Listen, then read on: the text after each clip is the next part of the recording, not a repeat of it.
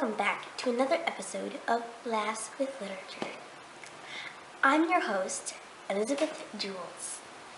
Tonight on the show, we have two special guests that I'm honored to have the chance to interview today. Authors John Updike and James Baldwin. Please give them a round of applause. Thanks for having us. Yes, thank you. It's a pleasure being here. Let us start off by getting to know each other a little bit more. Mr. Baldwin, tell us how you began writing and give us a little bit of your background. I was born in Harlem, New York. When I was about 3 years old, my mom got married to a storefront preacher, and around the age 14, I began preaching at this small church around where I lived. It was called Fireside Pentecostal. When I was 12, my first story was put in the church newspaper, and it was one of my proudest moments as a child. As I got older, I began to feel extremely discouraged with writing, until I met Richard Wright, who motivated me to keep going, and I'm so grateful for that. When I turned 19, life really hit me. So many things were happening: race, oppression in the States, problems with my stepfather, and a good friend of mine committed suicide. I decided it would be best to move to France, so that is exactly what I did. Wow, what an interesting series of events. Well, I'm sure and I'm glad you continued writing. Mr. Updike, how about you? I attended Harvard and got my bachelor's degree, and there I was able to take part in an edit, the Harvard Lampoon. It was such an amazing experience and something that I am so grateful I was able to do. Later in life, I went to Ruskin School of Drawing and Fine Arts, which is in Oxford, England, for 1 year. A few years after that, I wrote my first ever novel, which is called The Poorhouse Fair. After I realized it was time for me to become a full-time writer, I am honored to have received numerous awards such as National Medal of Art and also the National Medal of Humanities and also Pulitzer Prizes. That is extraordinary. Let's talk about two of the popular works, Sonny Blues and A and P. Both wonderful stories. Talk to us about the characters in their stories. The main characters in AP is the cashier, Sammy, his manager, Lingo. Sammy is 19 years old. He's a boy, which is single. Sammy is still young and is searching for love. Therefore, he gets mesmerized when he sees a pretty girl. Lingo is the manager of A&P. I often describe him as puritanical, which in simpler terms means that he practices strict moral behavior. Lastly, Queenie is a girl who comes into the store in a bikini with her two friends.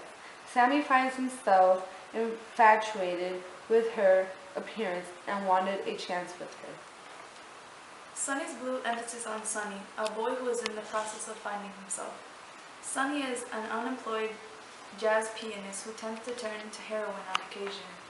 It also deals with the narrator, who happens to be Sonny's brother.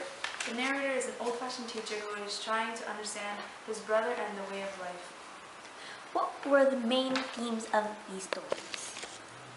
What I really wanted to focus on in Sonny's Blue was the idea of being trapped, not only emotionally but physically. One of the main characters I wrote about, Sonny, was living in a Harlem ghetto and was becoming an adult at the same time. This was a place where it was easier to be deceitful and maintain childlike qualities instead of growing up. The primary problem was Sonny was struggling to find his identity, which is something a lot of people in the real world struggle with. I wanted to write about something people can relate to. I also wanted to incorporate the importance of art in a human's life. My goal as I began writing A&P was to display several themes throughout the story. One obvious theme is women versus men. As the male manager of AP reprimanded the three girls of what they were wearing, another theme is individualism. Queenie, one of the girls in the story, was expressing herself throughout her choice of clothing. Sammy was also being himself by making a brash, life-changing decision and standing up for what he believed in. Mr. Baldwin, to everyone, how you incorporated childhood, light, darkness, and art into Sonny Blues. I really wanted to emphasize on childhood when I was writing Sonny's Blues. An important part of the story was when Harlem's restrictive environment was discussed. It was described as a place where children were smothered and I were stuck in a trap and only the good people were able to get out of it. I brought in childhood several times. For instance, when I gave the flashback of when the narrator begins to remember his childhood home. The idea of light is incorporated where here when the narrator says, "The night is creeping up outside. You can see the darkness growing against the window panes." I also added in, when the light filled the room, the child is filled with darkness. To use light as a metaphor yet again, the light represented the harshness of reality. Mr. Updike, as you know, many people have several different interpretations of the reason behind Sammy's quick decision to quit his job working at A&P. Tell us about those interpretations and what your personal initial interpretation was as you wrote the story. Yes, of course. In reading, everyone will have a different perspective on the story. In this case, many of the readers viewed it as Sammy looking for attention, in hopes that girls would have appreciated him quitting and noticed him.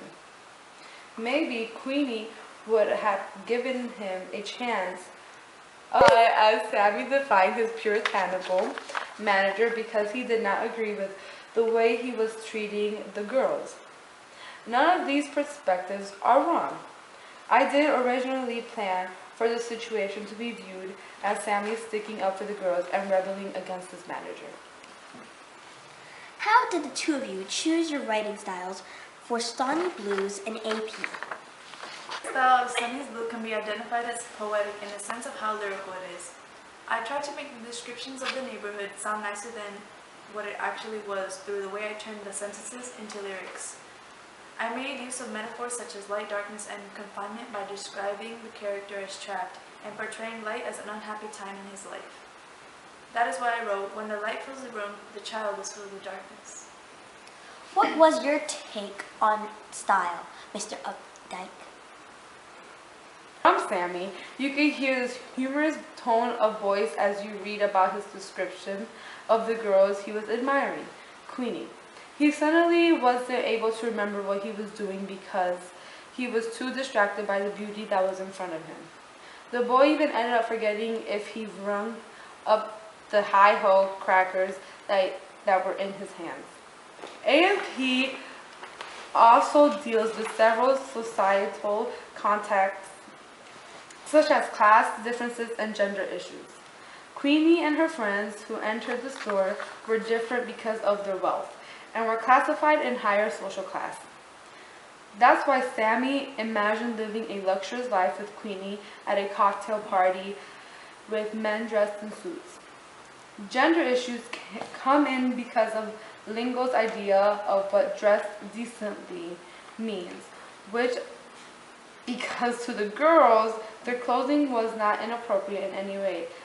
The dialogue between Lingo and Queenie makes a point of the expectations of some people on how women should dress. Explain what you did with the ending of A&P.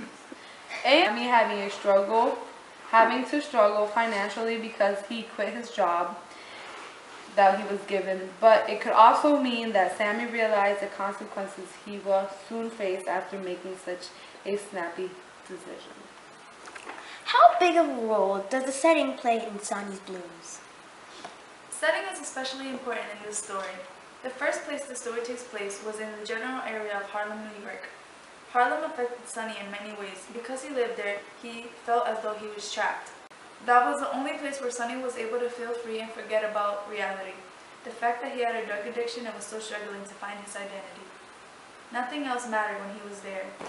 The only thing he had to focus on was the music. So yes, the setting was extremely important to me in this story. That's a wrap, everyone. Thank you again for coming, Mr. Updike and Mr. Baldwin. Hopefully, we can have you back on the show again soon. Everyone, make sure you check out their short stories, Sonny's Blues and AP. I am your host, Elizabeth Jules. See you next time on Laughs with Literature.